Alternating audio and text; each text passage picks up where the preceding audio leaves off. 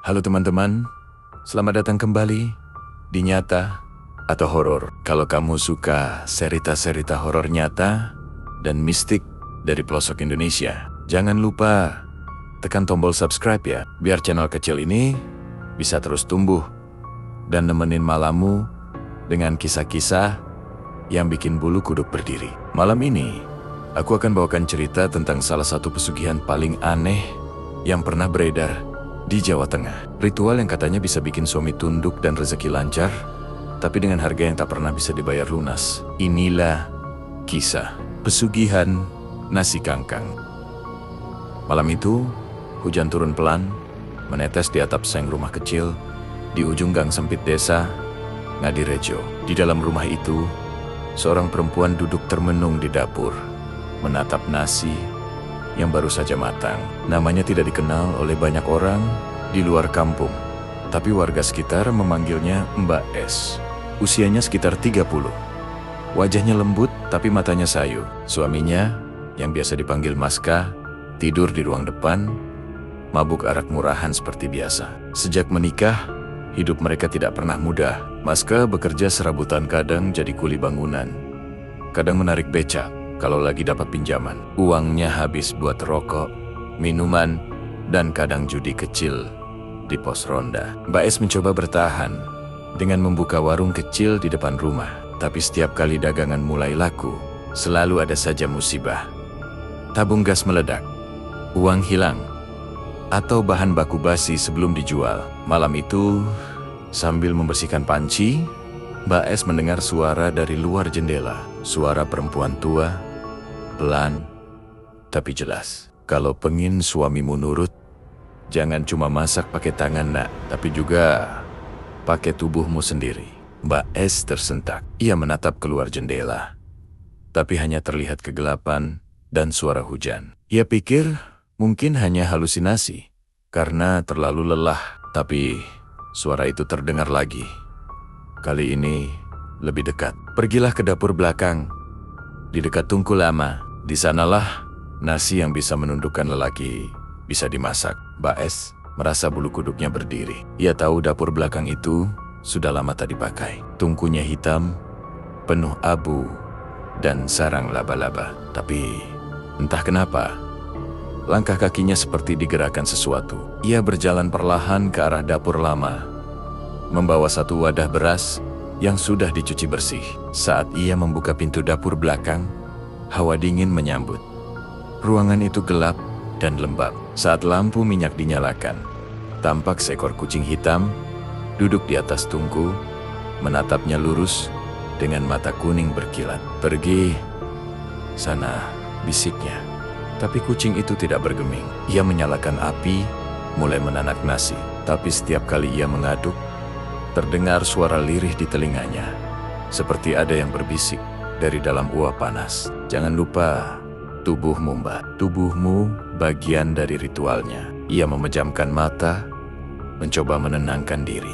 Uap nasi semakin pekat, memenuhi ruangan. Hidungnya mencium aroma yang aneh, harum, tapi menggigit, seperti bunga melati yang layu. Dan di antara kepulan asap itu, ia seolah melihat bayangan perempuan tua berambut panjang duduk di pojok dapur, tersenyum samar. Tangan Mbak S gemetar, tapi saat ia menatap nasi di dandang, ada perasaan aneh. Seolah sesuatu dalam dirinya membisikkan kalau semua penderitaannya bisa berakhir malam itu. Suaminya bisa berubah, rezeki bisa datang, asalkan ia mau menyempurnakan masakannya. Malam itu, ia melakukan sesuatu yang tak pernah ia bayangkan sebelumnya. Nasi itu, katanya, harus disatukan dengan dirinya sendiri sebelum disajikan. Ritual yang melanggar batas malu dan logika. Tapi entah kenapa, tubuhnya patuh saja, seperti dikendalikan. Saat semuanya selesai, kucing hitam itu mengeluarkan suara serak, lalu menghilang ke gelap dapur. Uap nasi mereda, dan nasi itu tampak biasa saja, putih dan pulen. Ia membawanya ke ruang depan, menggantikan nasi yang sudah dingin di meja makan. Beberapa jam kemudian, Maska terbangun, masih dengan mata merah dan langkah gontai. "Masak? Apa?" "Harumnya aneh," katanya sambil duduk. Coba aja dulu mas, jawab Mbak Es pelan. Ia makan tanpa banyak bicara. Suapan pertama membuatnya berhenti sejenak, seolah ada sesuatu yang mengalir di tenggorokannya. Suapan kedua dan ketiga membuatnya tak berhenti. Nasinya enak banget, katanya dengan suara rendah, hampir bergumam. Malam itu, untuk pertama kalinya dalam waktu lama, Maska tidak marah. Ia tidak mabuk lagi, bahkan membantu istrinya mencuci piring. Sesuatu dalam dirinya berubah lembut, tenang, dan penuh perhatian. Namun, menjelang tengah malam, saat Mbak Es mulai mengantuk, ia mendengar sesuatu dari dapur. Suara sendok jatuh, lalu suara langkah kaki pelan, menyeret, seperti orang tua yang berjalan tanpa alas. Saat ia menatap ke arah dapur, lampu minyak di sana menyala sendiri. Uap nasi masih keluar dari dandang, padahal api sudah mati. Dan di balik tirai dapur, tampak sosok perempuan tua berambut panjang berdiri diam, menatap ke arah ruang tamu. Wajahnya samar, tapi senyumannya seperti yang tadi ia lihat di kepulan asap. Mbak Es tercekat, tidak bisa bersuara. Sosok itu mengangkat satu tangan, lalu menunjuk ke arahnya, pelan gerakan yang lambat tapi jelas. Sudah dimulai, Nat. Bisikan itu terdengar jelas di kepalanya. Meski bibir sosok itu tak bergerak, lalu semuanya gelap. Keesokan paginya, Mbak Es terbangun di dapur, di samping tungku yang masih hangat. Di depannya, kucing hitam duduk diam, menatap nasi yang tinggal setengah di dandang. Ia mencoba mengingat apa yang terjadi semalam, tapi hanya samar-samar.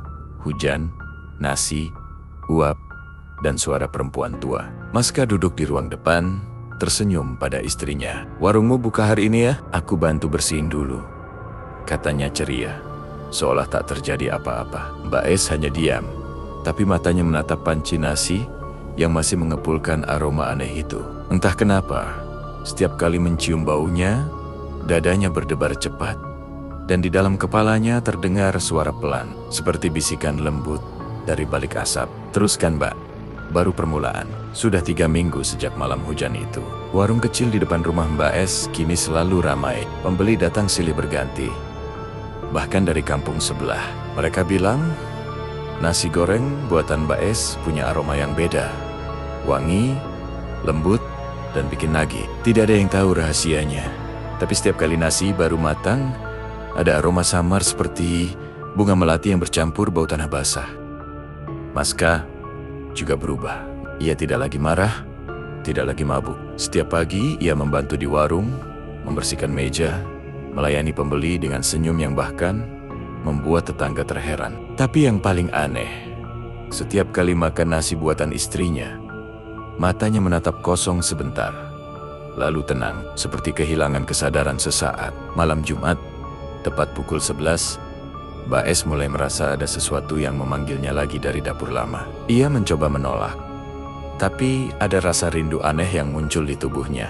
Rindu pada aroma nasi itu, pada rasa tenang setelah ritual itu selesai. Ia tahu seharusnya tidak melakukannya lagi, tapi tangannya bergerak sendiri, mengambil beras dari karung. Suara angin di luar terdengar seperti bisikan. Dari arah jendela, terlihat kucing hitam yang dulu duduk di atas tungku, kini menatapnya dari luar. Matanya memantulkan cahaya lampu minyak. Tanpa sadar, Mbak Es menyalakan api dan mulai menanak nasi di tungku tua itu lagi. Ketika nasi hampir matang, dari dalam uap muncul aroma aneh lebih kuat dari sebelumnya. Dan di balik kepulan itu, samar-samar terlihat sosok perempuan tua yang dulu muncul di dapur. Wajahnya kini lebih jelas, kulitnya pucat, matanya gelap, dan bibirnya tersenyum menampakkan gigi hitam. Bagus, Nak, kau sudah tahu caranya, bisiknya. Mbak Es memejamkan mata, tubuhnya gemetar. Saya cuman ingin suami saya baik, Bu. Dan dia sudah baik, kan? Tapi ingat, setiap kebaikan butuh tumbal. Tak ada nasi yang harum tanpa api, tak ada cinta tanpa darah.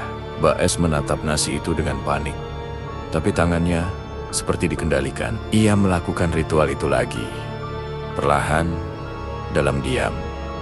seperti dituntun oleh sesuatu yang bukan dirinya sendiri. Uap panas menari di sekitar tubuhnya, dan dari arah pintu, terdengar suara langkah kaki berat. Maska muncul di ambang pintu dapur. Matanya setengah terbuka, seperti orang tidur berjalan. "Kamu? Lagi apa?" Suaranya pelan, serak. Baes tersentak, tapi tubuhnya tak bisa berhenti. Maska melangkah mendekat, tapi setiap kali mendekat, seolah ada dinding tak kasat mata yang menahannya. Dari dandang yang terbuka, uap keluar begitu pekat, membentuk siluet samar wajah perempuan tua itu. Wajah itu menatap Maska dan tersenyum. Maska menjerit pelan. Tubuhnya mundur dan jatuh. Ia pingsan di lantai, sementara uap di udara tiba-tiba menghilang. Dapur menjadi dingin dan sunyi. Pagi harinya, Maska bangun dengan wajah pucat. "Tadi malam aku mimpi aneh. Ya, ada perempuan duduk di tungku.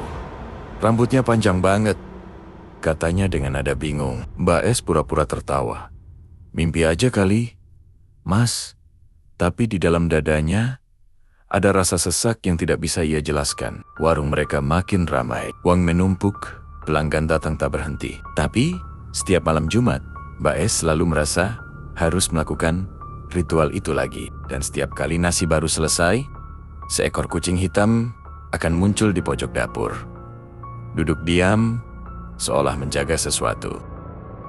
Suatu malam, saat ia sedang mencuci piring, seorang pembeli perempuan paruh baya datang membawa kabar aneh. "Mbak, tadi saya lewat depan rumahmu waktu subuh loh. Saya lihat pintumu terbuka.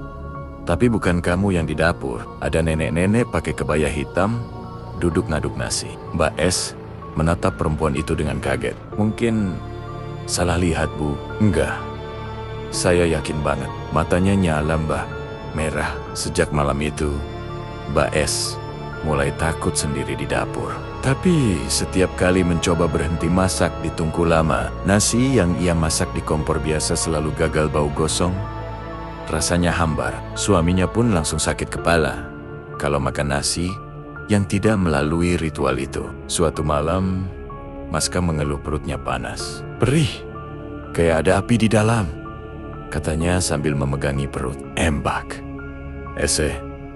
Panik. Ia ingat pesan sosok tua itu. Tak ada cinta tanpa darah. Ia mencoba menenangkan diri, lalu masuk ke dapur lama. Di sana, tungku tua itu sudah menyala sendiri. Api biru kecil menari, padahal tak ada yang menyalakan. Kucing hitam duduk di dekat tungku, menatapnya tajam. "Kenapa, Mbak?" Suara berat perempuan itu terdengar dari balik uap. Suamiku, Syakit. Dia milikmu, tapi juga milikku. Kalau kau ingin dia sembuh, buatkan lagi nasinya malam ini. Tapi tambahkan sedikit dari tubuhmu sendiri." Mbak S menatap tangannya yang gemetar. "Apa maksudnya?" "Darah. Nah, setetes saja, agar perjanjian tetap utuh." Uap di udara berputar pelan, membentuk wajah perempuan itu lagi. Dari matanya, menetes air berwarna hitam yang jatuh ke tanah. Mbak S menatap dandang di depannya, menelan ludah, lalu menggigit jarinya sendiri. Setetes darah jatuh ke atas nasi yang baru matang, dan seketika aroma melati bercampur dengan bau besi. Malam itu, Maska sembuh. Ia bangun dengan wajah cerah, bahkan tertawa seperti tak terjadi apa-apa. Tapi sejak hari itu, matanya berubah lebih dalam, lebih kosong, seperti orang yang hidup di dua dunia. Kadang ia bicara sendiri, menatap sudut rumah sambil tersenyum kecil. Sampai akhirnya, suatu malam, Mbak S terbangun karena mendengar suara aneh dari dapur. Suara orang menanak nasi, padahal ia sendiri tidak sedang masak. Ia berjalan perlahan, jantungnya berdebar. Dari sela pintu, ia melihat sesuatu yang membuat darahnya berhenti mengalir. Di dapur tua itu, Maska sedang duduk di depan tungku, menanak nasi dengan mata kosong. Di belakangnya berdiri sosok perempuan tua berambut panjang, tangannya di atas kepala Maska, seperti mengarahkan gerakannya. "Sekarang, giliran dia, Nak," suara itu berbisik dari balik uap. Mbak S menutup mulutnya, menahan teriak, tapi sosok itu menoleh pelan ke arahnya. Mata merah menyala, dan tersenyum lebar.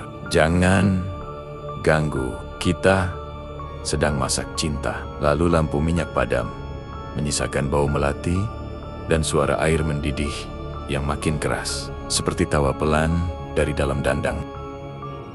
Sejak malam itu, kehidupan Mbak S tidak pernah sama lagi. Maska memang tampak sehat, tapi setiap malam Jumat, matanya berubah menjadi kosong. Ia duduk di dapur, menatap nasi yang menanak sendiri di tungku tua. Kadang ia bicara pelan, seolah sedang bercakap dengan seseorang yang tidak terlihat. Sudah waktunya, Nduk, jangan terlambat.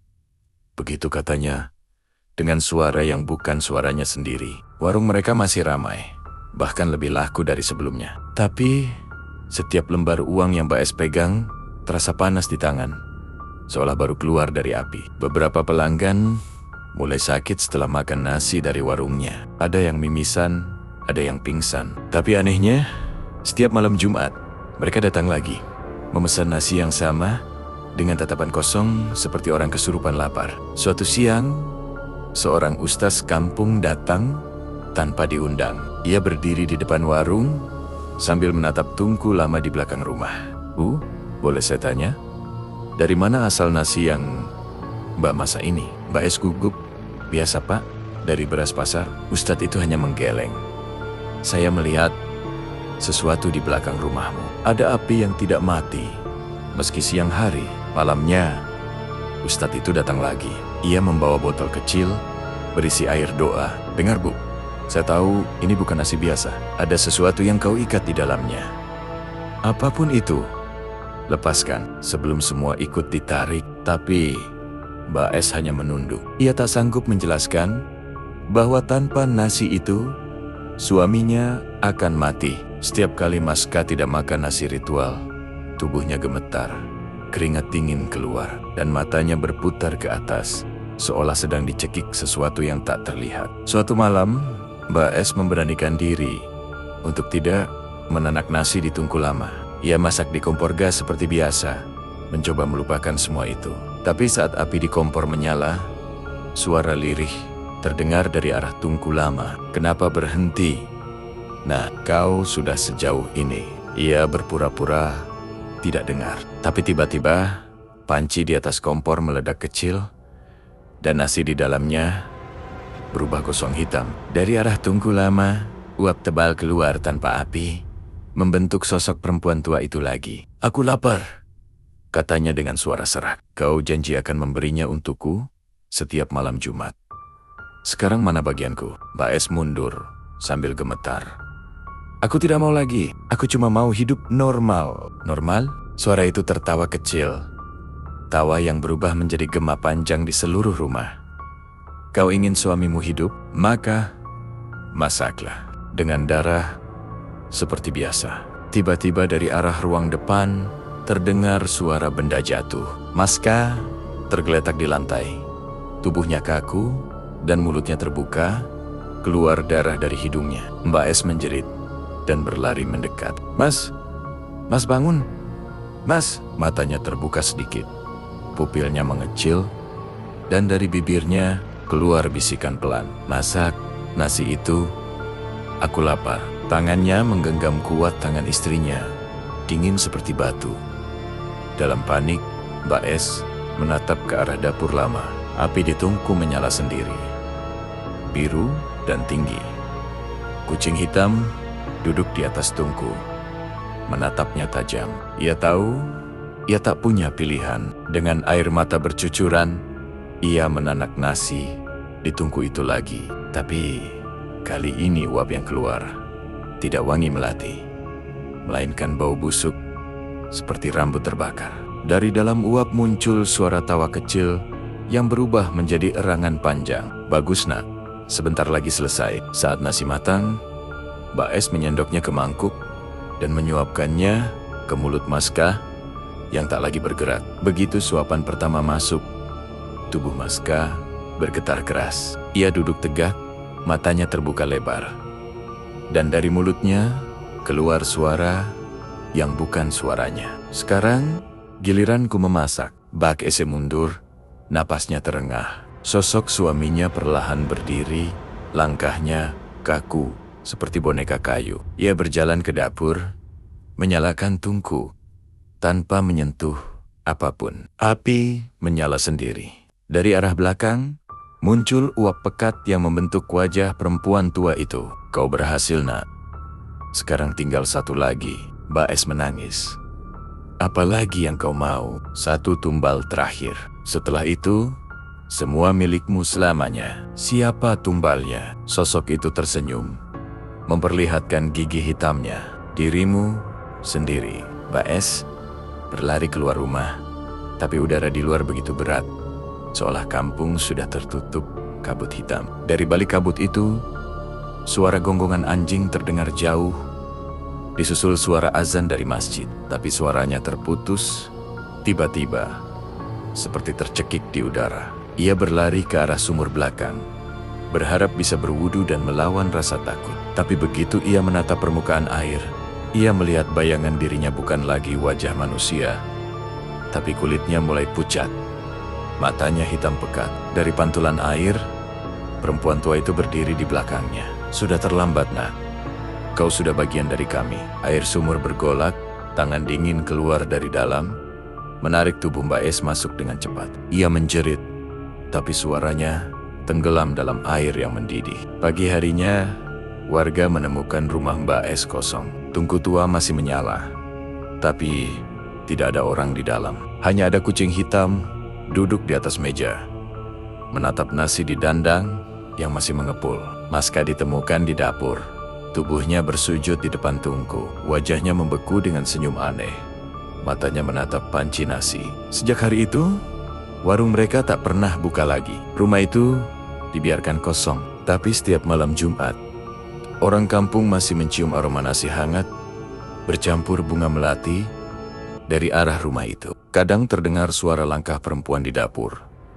Kadang suara seseorang yang berkata pelan dari balik tirai jendela. Masak cinta, jangan lupa darahnya. Dan di bawah cahaya bulan, kadang terlihat kucing hitam duduk di depan rumah, menatap siapapun yang berani lewat dengan mata kuning yang berkilat seperti bara api yang belum padam.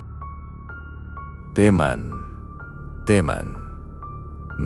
kisah ini bukan sekadar cerita tentang cinta dan keputusasaan. Kadang, manusia rela menukar jiwanya demi rasa sayang yang salah arah. Pesugihan nasi kangkang mungkin terdengar seperti legenda kampung. Tapi siapa tahu, di luar sana masih ada dapur yang menyimpan rahasia serupa, menanak cinta dengan darah dan air mata. Kalau kamu mencium aroma nasi hangat dan bunga melati saat tengah malam, jangan asal cari sumbernya. Bisa jadi seseorang sedang memenuhi perjanjiannya. Sampai jumpa di cerita selanjutnya. Ingat, jangan terlalu percaya pada apa yang terlihat, karena keadaan yang paling manis justru yang paling mematikan.